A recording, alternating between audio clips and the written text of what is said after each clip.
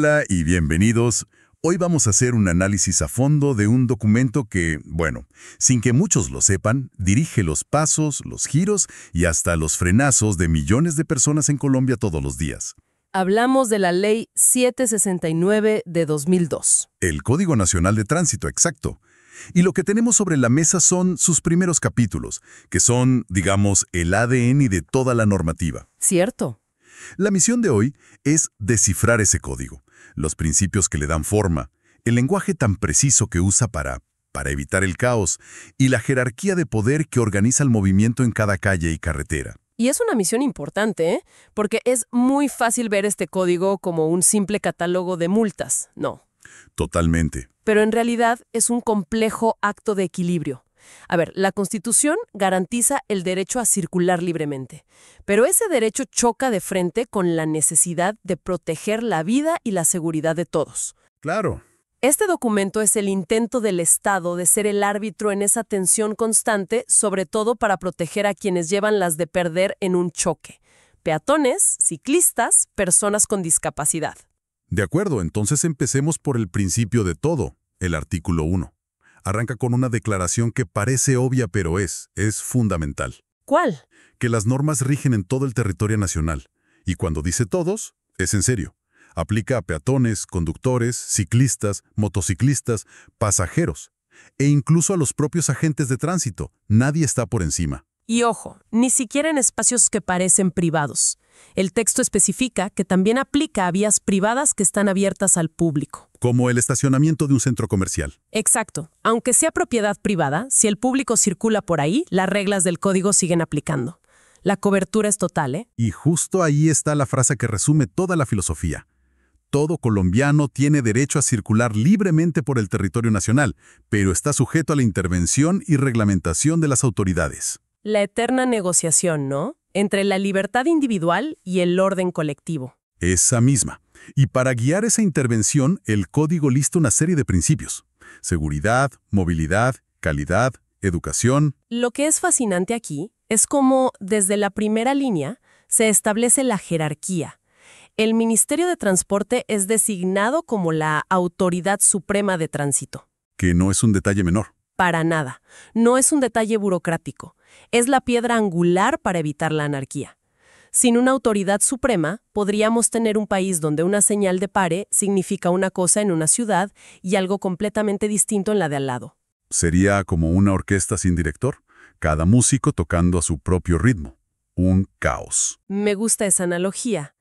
Y como en una buena orquesta, si un músico, digamos un municipio, decide tocar a su propio ritmo con reglas distintas, el resultado es una cacofonía peligrosa. Cierto. Por eso esa figura de autoridad suprema es tan crítica. Y esa orquesta, como decíamos al principio, no toca solo para los vehículos.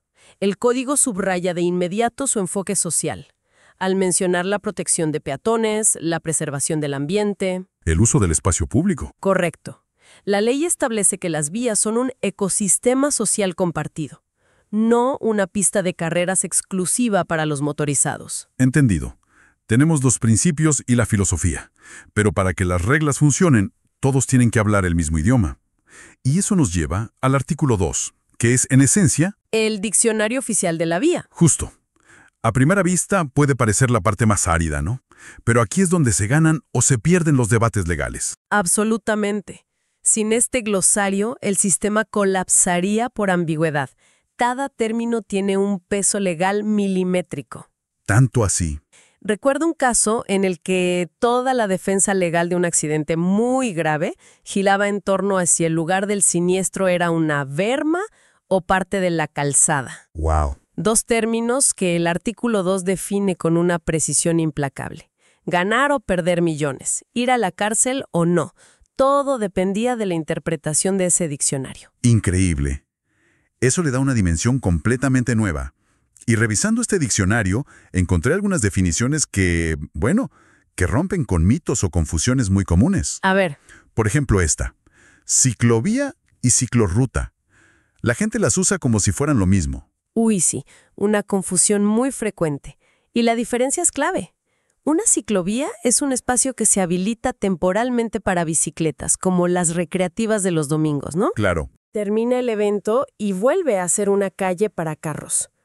Una ciclorruta, en cambio, es una infraestructura permanente y exclusiva para bicicletas. Saber la diferencia es fundamental para un alcalde que planifica la movilidad. O para un ciclista que exige sus derechos. Exactamente.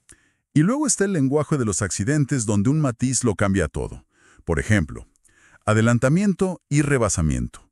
Suenan a lo mismo, Pero, pero legalmente son bestias diferentes. totalmente. Los peritos de accidentes viven de ese matiz.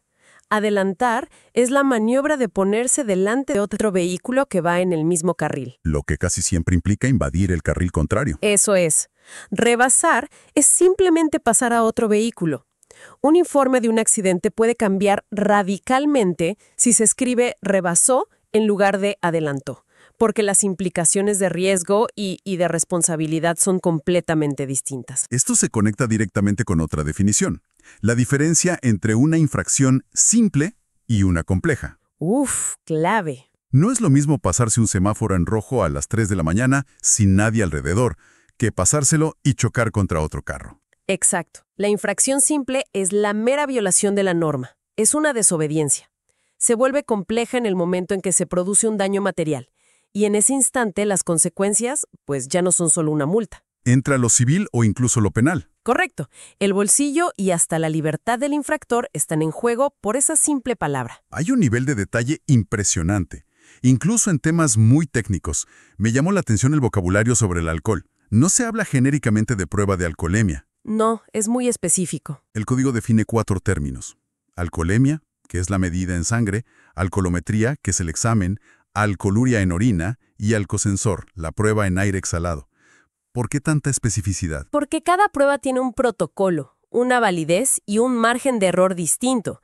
En un proceso judicial, un abogado podría argumentar que un alcosensor no es tan preciso como una prueba de alcoholemia en sangre. Ah, claro. Al definir cada término, la ley blinda el procedimiento. Le da a las autoridades un marco técnico robusto para que las pruebas sean, más difíciles de tumbar en un estrado, ¿cierto? Este diccionario no es solo para los ciudadanos, es una herramienta de trabajo para policías, agentes, fiscales y jueces. Ok, entonces la ley nos da los principios y un diccionario para que todos hablemos el mismo idioma. Pero las palabras no sirven de nada si no hay alguien que las haga cumplir. Eso nos lleva directamente a la pregunta del poder. ¿Quién manda en la vía? La jerarquía del asfalto, como podríamos llamarla. Y el capítulo 2 la dibuja con mucha claridad. Sí, el artículo 3 despliega toda la cadena de mando. Arriba de todo, el ministro de Transporte. Debajo, gobernadores y alcaldes. Que son la máxima autoridad en su jurisdicción. Exacto. Luego vienen los organismos de tránsito locales, la policía y finalmente en la calle los inspectores y agentes. Una estructura piramidal clásica. Pero con una particularidad que refleja la geografía y la historia de Colombia. El parágrafo 5 de ese artículo autoriza a las fuerzas militares a ejercer funciones de autoridad de tránsito. ¿Cómo así? Sí, pero solo en zonas donde no haya presencia de ninguna otra autoridad. Es un reconocimiento de que el Estado no llega a todos los rincones del país de la misma manera. Entiendo. Ahora, lo interesante de esta pirámide es cómo se distribuye el poder real.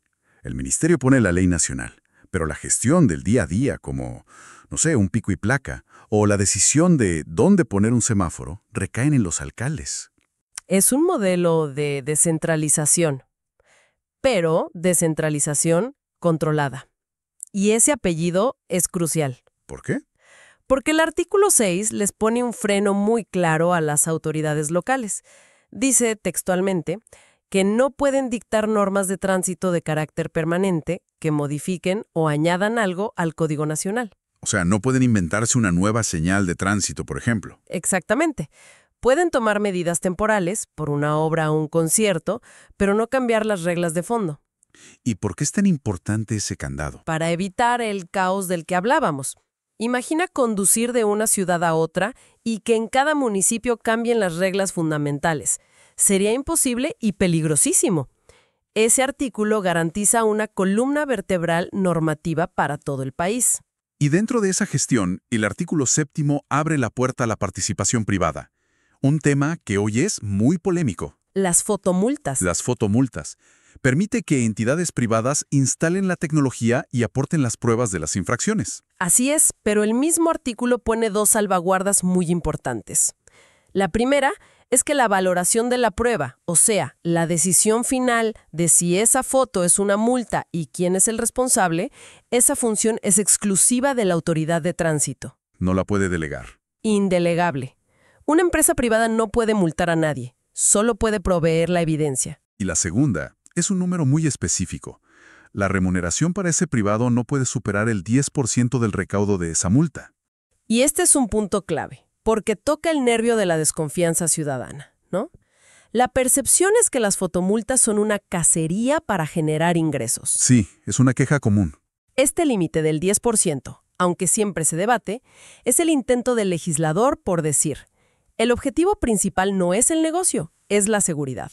Que eso se cumpla o no en la práctica, bueno, es otra discusión, pero la intención está ahí. Para que toda esta compleja red de reglas, autoridades y empresas funcione de manera coordinada, se necesita un sistema nervioso central que lo conecte todo.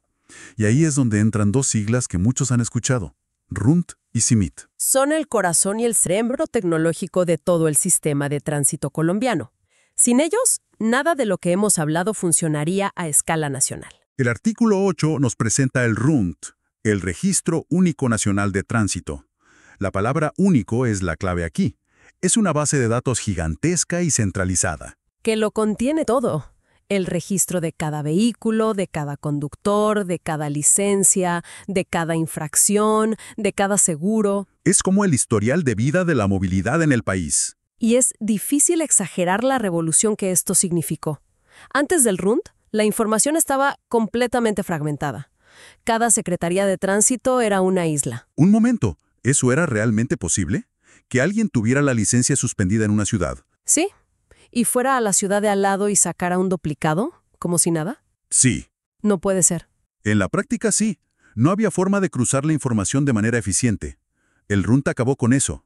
Creó un historial único, en tiempo real, accesible para cualquier autoridad en cualquier rincón del país. Y el artículo 9 le añade una capa de transparencia. La información es de carácter público. Salvo excepciones. Sí. Ok. El RUNT es la gran base de datos que lo sabe todo. Pero entonces aparece el CIMIT, en el artículo 10. A primera vista, parece que hace lo mismo. Un sistema de información sobre multas. ¿No es redundante? No, cumplen funciones complementarias. Si el RUNT es el cerebro que almacena toda la información, el CIMIT es el brazo ejecutor que se encarga de que las multas se paguen. El que cobra. Básicamente, está administrado por la Federación Colombiana de Municipios, que, por cierto, recibe un 10% del recaudo por esa gestión. ¿Y cómo funciona ese brazo ejecutor? Su mecanismo es de una simpleza brutal, te bloquea.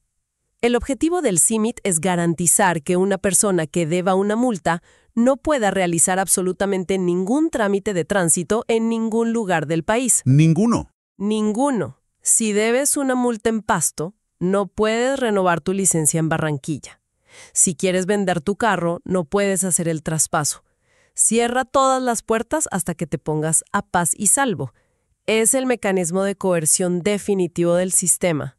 Entonces, para recapitular, lo que hemos visto en estos primeros capítulos es que el Código de Tránsito no es solo un libro de reglas, es una arquitectura completa. Sin duda. Comienza con principios de seguridad y convivencia, construye un lenguaje técnico ultra preciso para no dejar nada al azar, establece una cadena de mando que combina el control central con la gestión local. Y finalmente, lo amarra todo con dos sistemas de información potentísimos que garantizan que las reglas se cumplan en todo el territorio. Es una arquitectura legal y tecnológica bastante sofisticada. Sí, lo es. Y al analizar sus cimientos, como hemos hecho hoy, surge una reflexión final. El código, en su definición más básica, establece que tránsito es la movilización de personas, animales o vehículos. Es una definición tripartita muy inclusiva. Personas, animales y vehículos. Los tres en teoría con el mismo estatus en la definición. Exacto. Sin embargo, si uno lee el resto de la ley y observa cómo se aplica en la calle, es evidente que la gran mayoría de la regulación detallada, la infraestructura, el control, se enfocan abrumadoramente en el último elemento, los vehículos. El vehículo motorizado. Sigue siendo el rey. Y esto nos deja con una pregunta abierta para reflexionar. A medida que nuestras ciudades evolucionan y se llenan de nuevas formas de micromovilidad, no sé, patinetas eléctricas, monociclos. Cosas que no existían en 2002. Claro, no estaban masificadas cuando se escribió esta ley. ¿Cómo se adapta a un marco legal como este? La verdadera pregunta es si la estructura actual le da suficiente peso y protección a las personas en esa definición de tránsito, o si se necesitarán cambios fundamentales para que el código pueda, de verdad, mantener el ritmo del futuro de la movilidad urbana.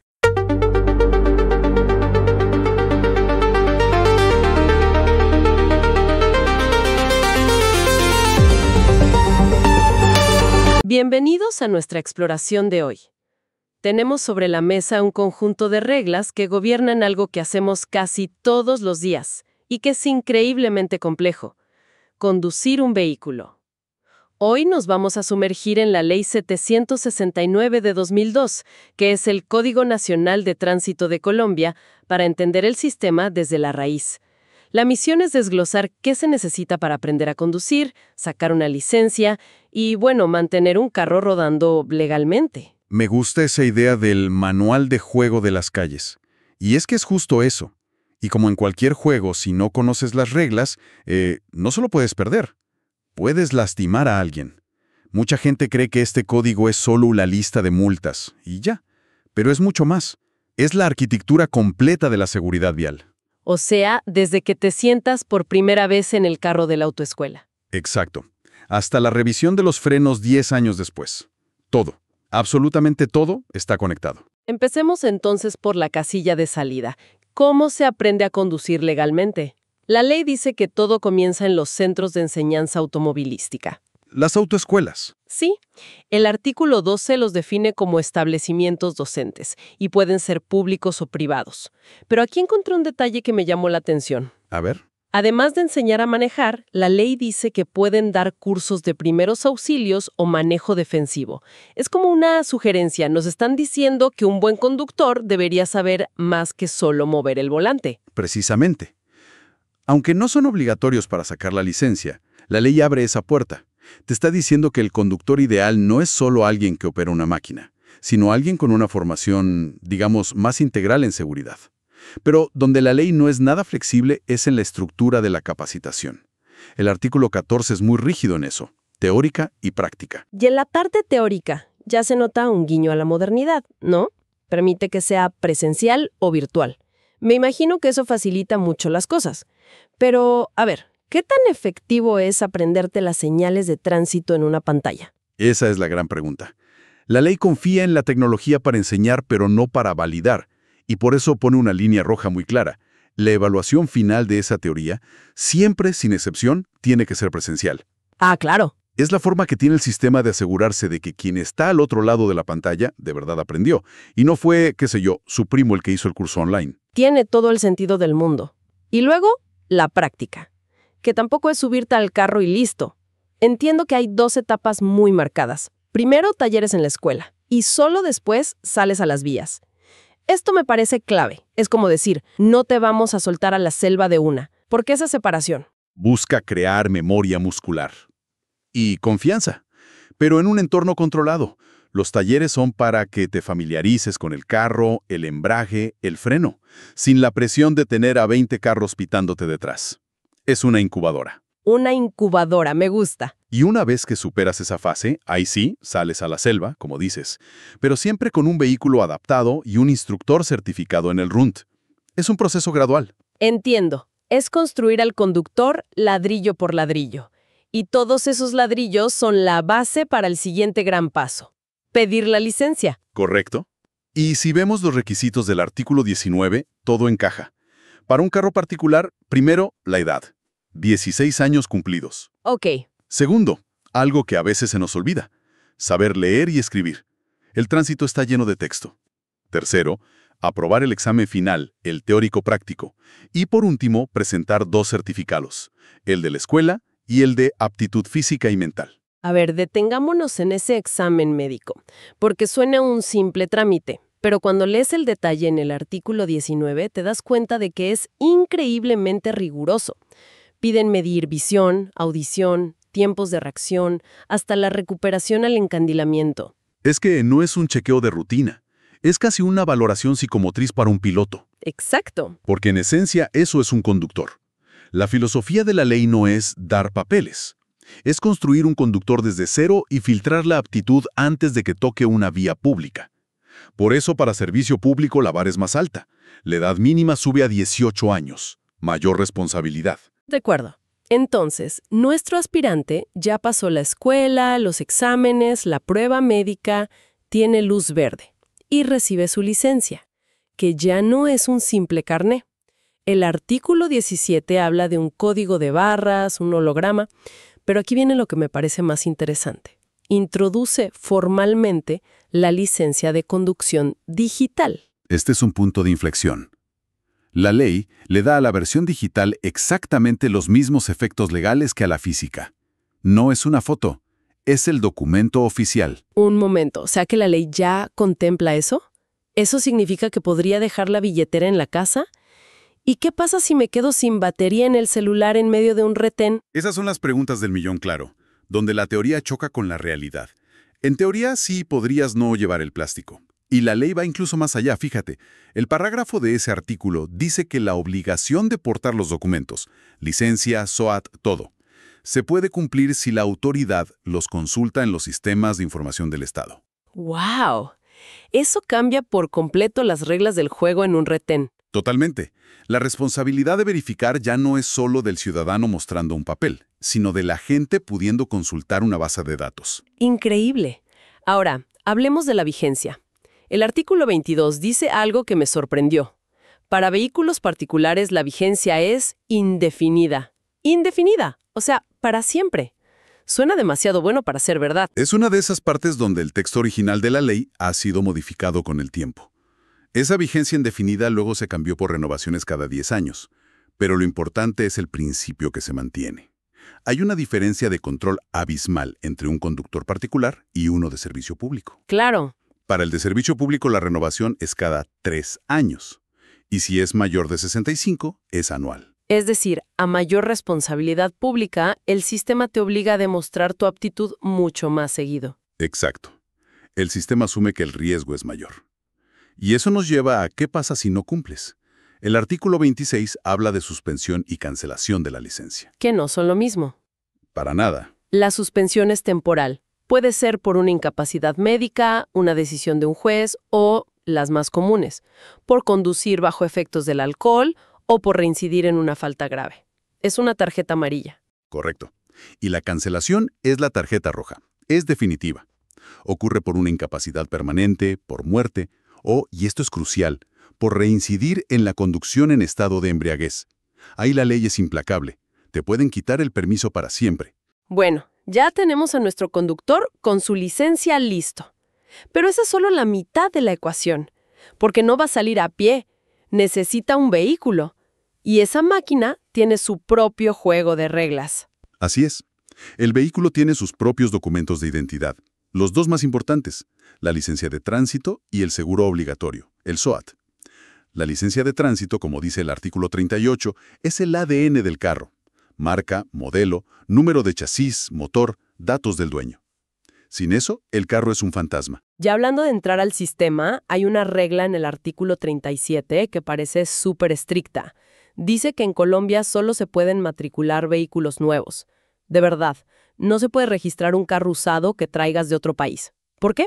Es una regla con un impacto enorme, ¿sí? Y la lógica es, por un lado, garantizar estándares de seguridad y emisiones. Es más fácil controlar un lote de carros nuevos. Y por otro, pues también es una medida que protege el mercado automotor local. La norma general es un cerrojo. Para entrar al registro tiene que ser 0 kilómetros. Fascinante. Ahora, el otro documento, el SOAT. Todos lo conocemos. Pero el artículo 42 introduce un incentivo que me parece muy inteligente. Un descuento del 10% para quienes no hayan tenido accidentes en los 2 años anteriores. Es como un premio a la buena conducta. Es usar la economía para incentivar el buen comportamiento. Es una pequeña recompensa tangible que te recuerda que conducir bien, pues tiene beneficios. Y parece que la ley también intenta resolver uno de los dolores de cabeza más comunes, los choques tontos, los de solo latas. El artículo 42A habla de crear un seguro voluntario para cubrir daños materiales en choques simples. Este es un añadido muy importante, porque ataca un vacío. El SOAT cubre personas, no los daños a los carros. Entonces, en un choque menor, la gente se quedaba horas discutiendo. La idea de este seguro es que cubra esos golpes de lata y agilice todo. Perfecto. Ya tenemos el carro registrado y asegurado. Falta el último pilar, el mantenimiento. La revisión técnico-mecánica. El artículo 52 nos da los plazos. Para un particular nuevo, la primera es a los 5 años. Pero para servicio público y motos es a los 2. De nuevo, más exigencia. La misma lógica. Y la pregunta es, ¿qué miran con tanto detalle? El artículo 51 lo desglosa. Es un examen a fondo. Carrocería, frenos, suspensión, luces, llantas, emisión de gases. En los buses hasta revisan las salidas de emergencia. Es un chequeo exhaustivo. Y hay un agregado reciente en el artículo 53 que me dejó pensando. Ahora los centros de diagnóstico, los CDA, deben incluir un seguro de responsabilidad civil para daños a terceros. ¿Qué es eso? Es una capa de protección fascinante. Busca cubrir una situación muy específica. ¿Qué pasa si un carro tiene su revisión al día, pero causa un accidente por una falla que debió ser detectada? Ah. Este seguro cubriría los daños a terceros en ese caso. Pone una parte de la responsabilidad en el centro de diagnóstico. Los hace corresponsables. Entonces, si juntamos todas las piezas, vemos que el Código de Tránsito es mucho más que un listado de multas. Es un mapa detallado que te acompaña desde que eres un aspirante hasta que eres responsable de una máquina de 1 tonelada. Y se ve una evolución, ¿no? Hacia lo digital, hacia los incentivos. Sin duda. La ley busca un equilibrio muy delicado. Por un lado, la conveniencia para el individuo, como la licencia digital. Y por otro, la seguridad colectiva, que se impone con exámenes rigurosos y revisiones estrictas. Es un sistema vivo que intenta adaptarse. Para cerrar, quiero dejar una reflexión final, que parte de un detalle muy concreto. El artículo 30 exige que todo vehículo lleve un equipo de carretera mínimo. La lista la conocemos. El gato, la cruceta, las señales, el botiquín, el extintor y una caja de herramientas básica. Y este nos lleva a una pregunta muy interesante para el mundo de hoy. En una era de carros que son computadoras con ruedas, donde la mayoría ya no hace reparaciones básicas y depende de la asistencia en carretera, ¿sigue siendo relevante esa caja de herramientas? ¿O es un vestigio? Quizá representa un principio de autosuficiencia que no deberíamos perder sin importar cuánto avance la tecnología. La pregunta final es, ¿qué significa realmente estar preparado en la carretera hoy en día?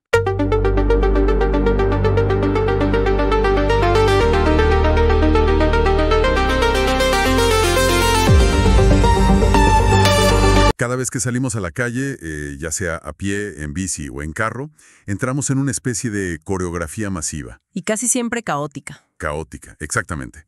Nos movemos por instinto, reaccionando a lo que tenemos enfrente, pero todo ese movimiento, o al menos como debería ser, está regido por un manual increíblemente detallado. Ajá. Hoy vamos a analizar a fondo ese manual. La Ley 769 de 2002 de Colombia, su Código Nacional de Tránsito. Un documento clave. Y la misión no es solo para quienes tienen licencia. El objetivo es descubrir las responsabilidades y los derechos que a menudo ignoramos que tenemos todos. Conductores, claro, pero también pasajeros, ciclistas y sobre todo peatones. Totalmente. Bueno, vamos a desglosar esto. Y es que fíjate que lo fascinante aquí es que la gente piensa en este código como un catálogo de multas. Sí, una lista de prohibiciones. O para la convivencia en el espacio público. Un contrato social, me gusta ese término. Es que lo es. Intenta crear un sistema predecible, un lenguaje común donde cada uno sepa qué esperar del otro. Conocer estas reglas no es tanto para evitar un comparendo, No. sino para reducir el estrés, los conflictos y, lo más importante, los accidentes que vemos todos los días. Porque desde su primer artículo, la ley establece una idea radical. La responsabilidad es de todos. Exacto. Y esa idea es el punto de partida de todo. La ley arranca con lo que podríamos llamar su regla de oro, ¿no? Sí, un principio fundamental. Un principio que lo sostiene todo. Toda persona que participe en el tránsito, sin importar su rol, debe comportarse de una manera que no ponga en riesgo a los demás. Suena obvio, casi simple, pero es la base. Es que sin esa base, nada de lo demás tiene sentido. Pero lo verdaderamente ambicioso viene justo después. A ver, La ley no confía solo en la sanción, sino que apuesta por algo mucho más profundo: la educación. ajá. Establece que la enseñanza de las normas de tránsito es obligatoria desde el preescolar hasta el último año de bachillerato. Un momento. Desde preescolar. Desde preescolar. Eso es increíble. Es, en esencia, la propuesta más audaz de toda la ley. No se trata de castigar al adulto, sino de reprogramar la cultura vial de un país desde los 5 años. Exacto. Y la pregunta obvia es, bueno, ¿qué pasó? Porque la realidad en la calle no parece reflejar generaciones de colombianos educados en seguridad vial. Esa es la gran pregunta. Es una medida visionaria en el papel, pero con una aplicación muy desigual en la práctica. Claro. Imagina un país donde cada ciudadano creciera entendiendo que el espacio público tiene reglas, que el más fuerte no tiene la razón y que la bicicleta tiene su lugar. Sería otro mundo. Y una modificación reciente, de hecho, insiste en este punto, pidiendo un énfasis especial en la formación de ciclistas. La intención es sembrar esa conciencia desde la infancia. Es un proyecto cultural a larguísimo plazo que, en gran medida, sigue siendo una tarea pendiente. Hablemos entonces de los actores en la vía. Empecemos por el que a menudo se percibe como el más vulnerable, pero también a veces el más imprudente, el peatón. Ajá. Hay una creencia popular, casi un mito urbano, de que el peatón siempre tiene la razón. Pero al leer la ley, uno se da cuenta de que es mucho más complejo. Mucho más. La ley le otorga derechos y prelación al peatón, pero también le exige deberes muy claros para proteger su propia vida y la de los demás. ¿Cómo cuáles? Hay una lista de prohibiciones que desmitifican esa idea del rey de la calle. Por ejemplo, está explícitamente prohibido cruzar la calle por lugares no permitidos, como la mitad de una avenida, si a pocos metros hay un puente peatonal o una cebra. Claro. La ley te dice, te doy un paso seguro, úsalo. Exactamente. Y hay otras prohibiciones que suenan casi a película, pero que ocurren. Como remolcarse de vehículos en movimiento. Uno lo ha visto. Chicos en patineta agarrados de un bus. Sí, claro. La ley no solo lo desaconseja, lo prohíbe y lo multa con un salario mínimo legal diario. Fíjate. También prohíbe ocupar la zona de seguridad de las vías del tren, que define con una precisión milimétrica. Una franja de 12 metros a cada lado de la carrilera. Es que la ley intenta anticipar el riesgo y va un paso más allá, reconociendo que no todos los peatones son iguales. Introduce una categoría muy interesante, la de peatones especiales. Eso me llamó mucho la atención. Al principio suena un poco paternalista, ¿no? Como si estuviera limitando la autonomía de las personas. Se podría ver así, pero el espíritu de la norma es de protección. Establece que ciertas personas, por su vulnerabilidad, deben ser acompañadas por alguien mayor de 16 años al cruzar vías de alto tráfico. ¿Y quiénes entran en esa lista? La lista es muy específica. Personas con trastornos mentales, quienes estén bajo el efecto del alcohol o drogas, invidentes o sordomudos. Con excepciones, ¿cierto? Sí, a menos que su entrenamiento y ayudas les permitan orientarse con seguridad. También menores de 6 años y ancianos. Entiendo. No es discriminación, es reconocer que el sistema vial está diseñado para un adulto promedio con plenas capacidades de reacción y que hay que crear un escudo para quienes no encajan en ese molde. Es una responsabilidad de cuidado. Entendido. Ahora, si esas son las reglas para quienes van a pie, pasemos al otro lado del parabrisas, porque aquí es donde la cosa se pone realmente interesante. Sí. Hay maniobras que son el pan de cada día y la fuente de innumerables conflictos. Hablemos de adelantar a un ciclista. Un punto crítico. Y la ley aquí es tajante y numérica. No se trata de pasarle con cuidado. No es una sugerencia. Para nada. Exige que todo vehículo debe adelantar a un ciclista guardando una distancia lateral mínima de 1,50 m. 1,50 m. 1,5 m. Eso es mucho más espacio de lo que la mayoría de la gente cree. Sí, es básicamente obligar al carro a cambiarse de carril para adelantar. Espacio vital, una burbuja de seguridad legalmente definida, para la persona más frágil en esa interacción. Claro. Y esta filosofía se refuerza en otros artículos que obligan a los conductores a respetar la integridad de peatones y ciclistas, dándoles prelación en la vía. Es un mandato a cambiar la mentalidad. ¿Y qué me dices de las intersecciones? El punto de máxima tensión en cualquier ciudad. Las glorietas, por ejemplo, parecen regirse por la ley de la selva. Totalmente. El que mete el capó primero gana. Pero la ley es simple, ¿no? Sorprendentemente simple. En una glorieta, la prelación la tiene siempre quien ya está circulando dentro de ella. Fin de la discusión. El que va a entrar debe ceder el paso. ¿Tan simple como eso? Y en una intersección normal, sin señales, la regla de oro es cederle el paso al vehículo que tienes a tu derecha. Y otra regla clara es en las pendientes. El vehículo que va subiendo tiene la prioridad sobre el que va bajando. Parecen reglas diseñadas para eliminar cualquier ambigüedad. Pero en la práctica, es como si este conocimiento se hubiera perdido. Nadie parece aplicarlo. ¿Por qué crees que pasa eso? Creo que hay dos factores. Uno es el desconocimiento puro y duro. Y el otro es que, con el tiempo, se ha impuesto una cultura de la agresividad sobre la norma. La desconfianza. La desconfianza total. La gente no confía en que el otro vaya a cumplir la regla, así que toma la iniciativa de forma agresiva para protegerse. Es un círculo vicioso. Y es una lástima porque la ley incluso previó un plan B. ¿Cuál? Las señales manuales. Ah, sí. El lenguaje de señas para conductores. Me parece fascinante que eso siga en el código. Es como un vestigio de otra época. Totalmente. Brazo izquierdo extendido para girar a la izquierda. El mismo brazo doblado hacia arriba, en escuadra, para girar a la derecha. Y hacia abajo para frenar. Y doblado hacia abajo para indicar que vas a reducir la velocidad o detenerte. Es el sistema de respaldo perfecto si se te daña una luz direccional. Pero me atrevería a decir que el 95% de los conductores no las conocen. O no sabrían interpretarlas. Y hablando de procedimientos, hay uno muy específico para los vehículos de emergencia.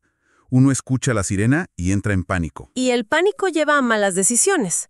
La norma es clara. Al escuchar una ambulancia, policía o bomberos, debes reducir la velocidad, orillarte lo más posible al costado derecho de la calzada y, si es necesario, detenerte por completo. Carriles.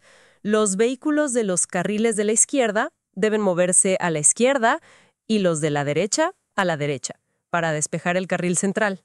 Una coreografía precisa. Muy precisa. Bien, pasemos a dos temas que son los reyes de las multas.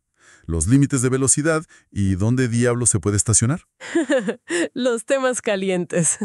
Con la velocidad, los límites parecen cambiar en cada calle. Pero hay unas reglas generales bastante claras. En el área urbana, el límite máximo por defecto es de 50 kilómetros por hora. 50. Sin embargo, en zonas residenciales y escolares, ese límite se reduce drásticamente a 30 kilómetros por hora. Y esa diferencia de 20 kilómetros por hora no es un capricho.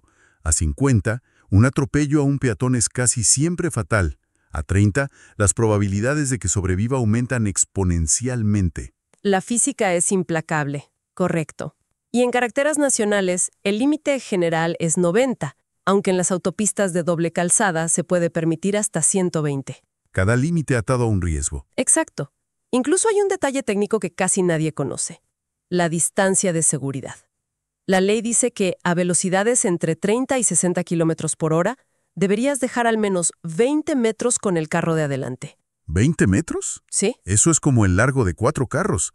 Nadie, absolutamente nadie, deja esa distancia en un trancón. Imposible. Si dejas 1 metro ya se te metieron 3 motos. Una frenada segura. La cultura del tráfico te dice que ese espacio es una invitación a que alguien más lo ocupe. Y luego está el estacionamiento. La ley lista una cantidad enorme de lugares prohibidos. Algunos son obvios. No estaciones sobre un andén, en un puente o en un túnel. Sí, los lógicos. Pero otros se violan a diario. El más común es la prohibición de estacionar a menos de 5 metros de una esquina.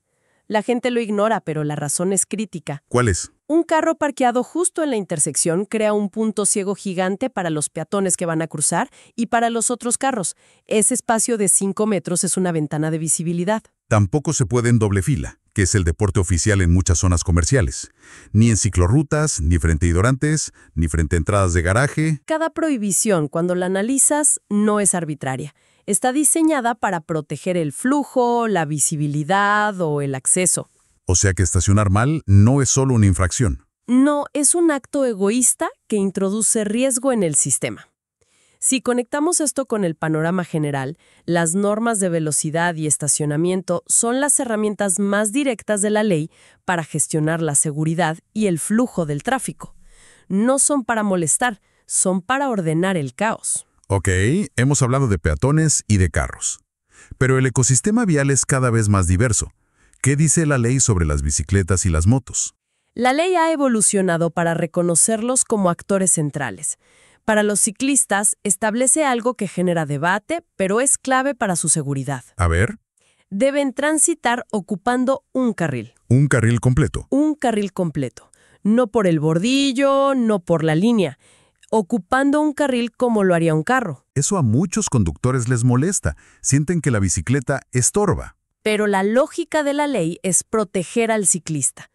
Si va por el borde, invita a los carros a intentar pasarlo muy pegado en el mismo carril, que es donde ocurren los accidentes. Ah, claro. Al ocupar el carril, obliga al carro a realizar una maniobra de adelantamiento completa y segura, respetando el 1,5 metros que ya mencionamos. Tiene todo el sentido. También les prohíbe ir por los andenes y les exige luces en la noche, blanca adelante y roja reflectiva atrás. Y para las motocicletas, son una parte inmensa del parque automotor. Para ellas, las reglas también son muy específicas. Deben transitar siempre 24 horas al día con las luces delanteras y traseras encendidas. Siempre. Siempre.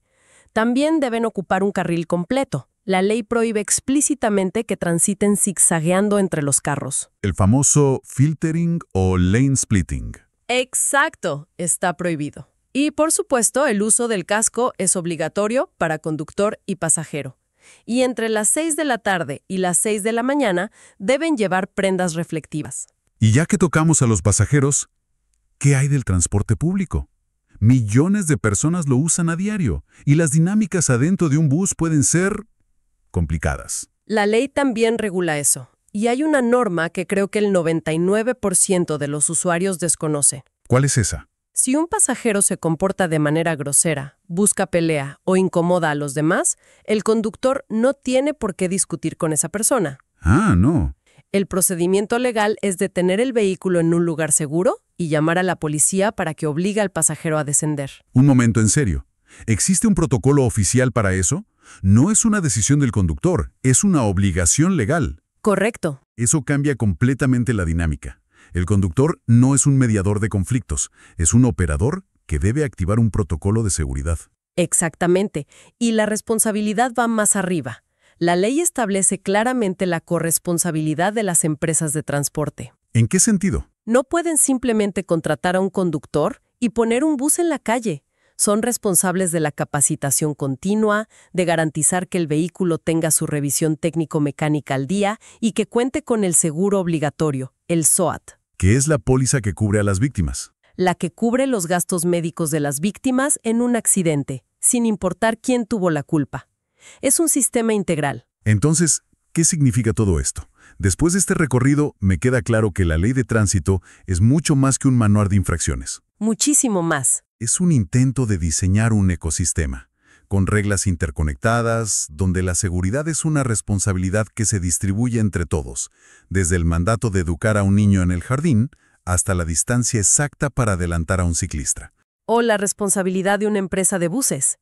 Cada detalle está pensado para que esa coreografía masiva sea menos caótica y más humana. Esa es la clave. Más allá de memorizar un artículo, el objetivo es interiorizar el principio de precaución y de respeto mutuo en un espacio que es de todos.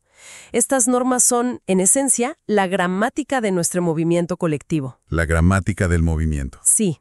Y cuando conoces la gramática, puedes comunicarte mejor, moverte de forma más segura, eficiente y, con suerte, un poco más armónica. Para cerrar, quiero dejar un último pensamiento, una idea que surge de la propia ley y que nos proyecta hacia el futuro. A ver. El código establece una jerarquía muy clara para las señales de tránsito. En la cima de la pirámide, la autoridad máxima la tiene la orden de un agente de tránsito en la vía. Su palabra es ley, literalmente. Exacto. Su indicación con la mano prevalece sobre un semáforo en rojo. A su vez, el semáforo prevalece sobre una señal vertical, como un pare. y esa señal vertical prevalece sobre las marcas en el pavimento. Una jerarquía basada en la capacidad de adaptación en tiempo real. Exacto. Y aquí va la pregunta para reflexionar. En un mundo que avanza a toda velocidad hacia los vehículos autónomos y los sistemas de tráfico gestionados por algoritmos, Ajá. ¿qué nos dice esta jerarquía que pone el juicio humano de un agente en la cima de todo, sobre la importancia quizá insustituible del criterio, la improvisación y la autoridad humana para gestionar lo inesperado? Buena pregunta. Esas situaciones que ningún código, ninguna ley y ningún algoritmo, por ahora, pueden anticipar por completo.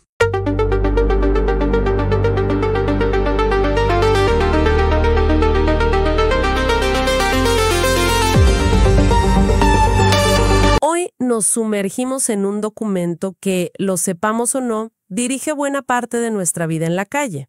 Es la Ley 769 de 2002 de Colombia, el Código Nacional de Tránsito. Pero no vamos a leerlo como un abogado. Nuestra misión es un poco diferente. Queremos seguir el rastro de una infracción, desde esas luces que parpadean en el retrovisor hasta la resolución final, para entender bien el sistema que hay detrás. Exacto. Más que una lista de prohibiciones y multas, lo que tenemos aquí es una especie de mapa de consecuencias. Es un sistema con una lógica interna que intenta, equilibrar el castigo, el derecho a la defensa y, como veremos, hasta zanahorias para incentivar la buena conducta.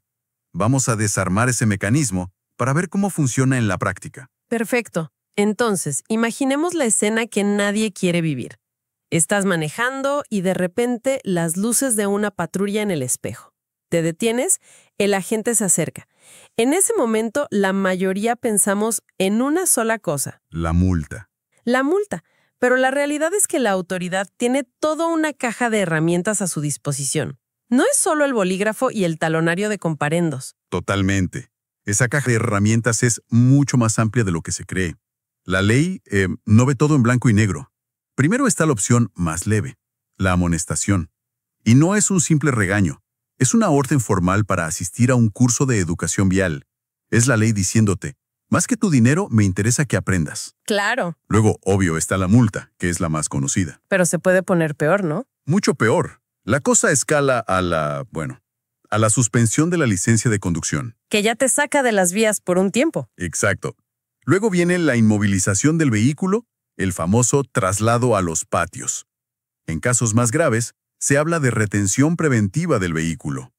Y el martillo final, digamos, la consecuencia más drástica, es la cancelación definitiva de la licencia. Te quitan el permiso para conducir y punto. Y estas no son excluyentes. O sea, te pueden multar y además inmovilizar el carro. Precisamente, pueden ser sanciones principales o accesorias. Te pasas un semáforo en rojo y, además de la multa, si generas un riesgo muy alto, podrían aplicar otra medida. Y hay una capa adicional que casi siempre se olvida, las sanciones ambientales. Ah, claro. Si tu carro es una chimenea andante, te enfrentas a un proceso totalmente aparte, con sus propias multas y consecuencias, que es igual de serio. Entendido. La autoridad tiene varias cartas que jugar. Pero seamos sinceros, la que más nos duele de entrada es la que golpea el bolsillo. Hablemos de las multas.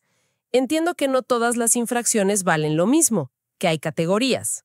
Así es. Y aquí es donde se ve la lógica del sistema. Las multas se miden en salarios mínimos legales diarios vigentes o SMLDB. Esto es inteligente porque el valor se actualiza automáticamente cada año con el salario mínimo. No hay que estar cambiando la ley. Se mantiene vigente. Exacto. El sistema las clasifica en categorías de la A a la E. Y el principio simple, a mayor peligro, mayor multa. ¿Y qué determina ese nivel de peligro? ¿Es algo subjetivo de la gente? No tanto. Se basa en el potencial daño que la acción puede causar a peatones, ciclistas y otros conductores. No es lo mismo tener la licencia vencida, que es una falta, digamos, administrativa, que conducir en contravía, que es una ruleta rusa. Totalmente. Y aquí hay un detalle fundamental que la gente debe saber. Si cometes la infracción y tratas de huir, la multa se duplica automáticamente. La ley castiga con muchísima dureza el intento de evadir la responsabilidad. Un incentivo carísimo para dar la cara. Bueno, vamos por partes. ¿Cuáles son esas infracciones del día a día, las que vemos a cada rato? Empecemos por las más comunes, que caen en la categoría C, Una multa de 15 SMLDB. Aquí está el pan de cada día de las ciudades. La número 1 probablemente, no usar el cinturón de seguridad. Y esto aplica para todos en el carro. Para todos. Estacionar en sitios prohibidos es otra clásica. Y la epidemia de nuestro tiempo. Usar el celular mientras se conduce sin un sistema de manos libres. Sobre eso del celular, la ley distingue entre hablar, chatear o usar el GPS. La ley habla de usar, lo que deja la interpretación un poco abierta. Pero la mayoría de las autoridades lo interpretan como cualquier manipulación del dispositivo que te distraiga. El espíritu de la norma es que tus manos estén en el volante y tus ojos en el camino. En esta misma categoría C también entra no tener la revisión técnico-mecánica al día, que es una falta muy común y peligrosa. Ok, 15 SMLDB ya es una suma considerable. Pero, ¿cuáles son las acciones que la ley considera el doble de peligrosas? Las que te llevan a la siguiente categoría. Esas son las de categoría D, que saltan a 30 SMLDB. Aquí ya no hablamos de descuido, sino de decisiones que ponen vidas en riesgo directo. La más obvia, pasarse un semáforo en rojo o ignorar una señal de pare. Uf, Transitar en sentido contrario. Y una que es increíblemente grave, conducir sin haber obtenido nunca una licencia. No es tenerla vencida, es no haber pasado nunca por el proceso de aprendizaje y certificación. tiene todo el sentido que esa sea de las más altas. Estás diciendo que no tienes la más mínima idea certificada de cómo operar una máquina de 1 tonelada. Exactamente. Y para completar el cuadro, pues tenemos categorías más bajas. La B con 8 SMLDB, que cubre cosas como conducir con la licencia vencida o con los vidrios polarizados sin permiso. Y la A con 4 SMLDB, que está más enfocada en bicicletas y otros vehículos no motorizados, como andar sin luces de noche. Finalmente, hay una categoría E, para casos muy específicos, como tanquear un bus con pasajeros adentro, que es una locura por el riesgo de incendio. Viéndolo así, hay una arquitectura clara. No es un castigo arbitrario. Es una escala de riesgo. Ahora, digamos que la falta amerita una de las consecuencias más temidas. Se llevan el carro. La inmovilización. Eso suena a pesadilla burocrática. ¿Cómo funciona y qué derechos tiene una? Es una pesadilla, pero la ley establece protecciones para que no sea peor de lo necesario. Cuando inmovilizan tu vehículo, lo llevan a un parqueadero autorizado. Y aquí viene el detalle que puede salvar a muchos de un dolor de cabeza. Es obligatorio que la gente, junto con el operador de la grúa, haga un inventario detallado de todo lo que hay en el vehículo y del estado de la carrocería. Rayones, golpes, todo. Como cuando alquilas un carro. Exactamente como eso. Y ese inventario se firma. Cuando vas a retirar tu vehículo se hace una verificación contra ese inventario inicial. Si falta algo, desde los tapetes hasta el radio, o si aparece un rayo nuevo, el dueño del parqueadero es el responsable directo. Ah, mira. La ley es muy estricta. Debe responder por el daño o el objeto perdido y además se enfrenta a una multa interna altísima. Es una garantía muy fuerte para el ciudadano. Eso es claro saberlo. Ahora, hay una situación muy particular con el mal estacionamiento. He oído que si llegas justo cuando la grúa está enganchando tu carro, la situación cambia. ¿Es un mito urbano? No es un mito, es ley. Y es uno de esos detalles que te pueden ahorrar muchísimo dinero y tiempo. Si tu carro está mal estacionado y no estás ahí, la autoridad puede llevárselo. Pero si llegas durante el procedimiento, antes de que el vehículo se ponga en movimiento, la norma dice que la agente solo debe imponerte el comparendo. ¿Solo el comparendo? Solo el comparendo. Y ordenarte que muevas el carro. No puede continuar con la inmovilización. Eso cambia todo el juego, simplemente por llegar a tiempo. Totalmente. Además, la ley ya contempla alternativas más modernas a la grúa, como el uso de cepos, esos bloqueadores que le ponen a una de las ruedas. Es una forma de inmovilizar en el sitio que puede ser menos traumática que llevarse el vehículo a un patio al otro lado de la ciudad. Bien, ya tenemos el comparendo en la mano. Y aquí hay otra confusión común. Muchos creen que ese papel ya es la multa. Pero no es así, ¿verdad? Para nada. El comparendo no es la sanción, es una orden para que te presentes ante la autoridad de tránsito. A partir de que lo recibes, se abren varios caminos. Tienes unos días hábiles para decidir qué hacer. Y ojo, ignorarlo es la peor estrategia. Si no te presentas sin una buena excusa, la multa puede duplicarse. Hoy en día, con las cámaras de fotodetección, ese comparendo te llega a casa y es igual de válido que si te lo entregara un agente en persona. Ok, entonces, ¿cuáles son los caminos? Digamos que cometí la infracción, lo admito y solo quiero resolverlo. Ese es el camino A, el del pago rápido. La ley te ofrece un incentivo muy atractivo, pero con una condición. Puedes pagar solo el 50% del valor de la multa si lo haces en los primeros 5 días hábiles. La condición es que tienes que asistir a un curso sobre normas de tránsito. ¿Y si se me pasan esos 5 días? Todavía tienes una oportunidad. Entre el día 6 y el día 20 puedes pagar el 75% de la multa. De nuevo, la asistencia al curso es obligatoria. La idea de fondo no es solo recaudar, es reeducar. La ley está apostando a que esa hora de clase puede cambiar tu comportamiento futuro, más que el simple dolor del pago. Suena a que el sistema se toma muy en serio esos cursos. Me imagino que habrá gente que intenta hacer trampa, mandar a un amigo o algo así. El sistema se lo toma tan en serio que hay un artículo entero dedicado a castigar el fraude en esos cursos. Si te pillan haciendo trampa, las consecuencias son brutales. Te anulan el descuento, obviamente, pero además te imponen una nueva multa que puede ser de hasta 100 SMLDB, muchísimo más que la multa original. 100 SMLDB. Y como si fuera poco, te pueden suspender la licencia hasta por 3 años. Es un mensaje muy claro. El beneficio educativo es sagrado y hacerle trampa sale carísimo. Wow, definitivamente no vale la pena el riesgo. ¿Y cuál es el otro camino, si considero que el comparendo fue injusto? Ese es el camino B, el de la audiencia. Tienes derecho a solicitar una audiencia pública para presentar tus pruebas, tus argumentos. Si después de la audiencia te declaran inocente, pues el comparendo se anula. Pero si te declaran culpable, tienes que pagar el 100% de la multa, sin ningún tipo de descuento. Vale. Pasemos a escenarios más complejos. Un accidente de tráfico, pero sin heridos. El típico choque de latas. La costumbre es quedarse ahí, en medio del trancón, esperando horas a que llegue un agente. ¿Sigue siendo así? No, y este es uno de los cambios más importantes y prácticos de la ley en los últimos años. Se acabó eso de bloquear una avenida por un rayón. La ley ahora dice que en un choque donde solo hay daños materiales, los conductores tienen la obligación de actuar. Ya no deben esperar a la autoridad. ¿Y qué se supone que hagan? Tienen que usar sus celulares.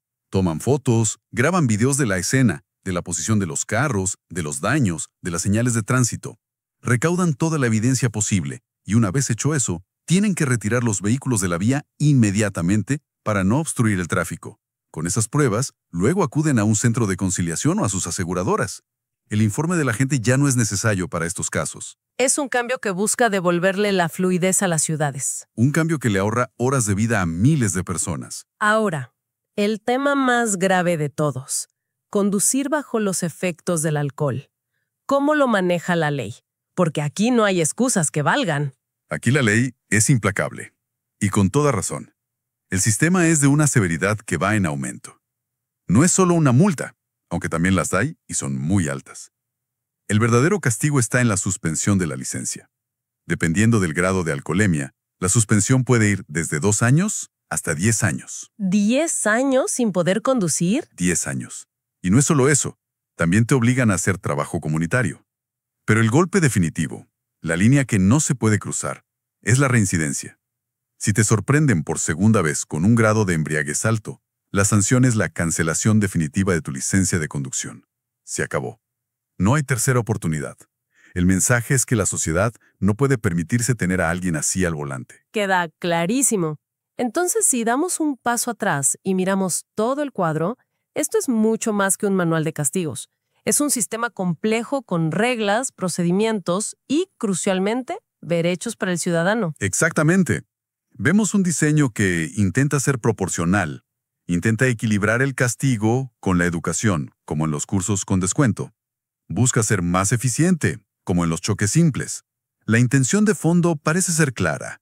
No se trata solo de recaudar dinero, sino de modificar el comportamiento de las personas en las vías para construir una cultura vial más segura y responsable. Y eso me lleva a una última reflexión.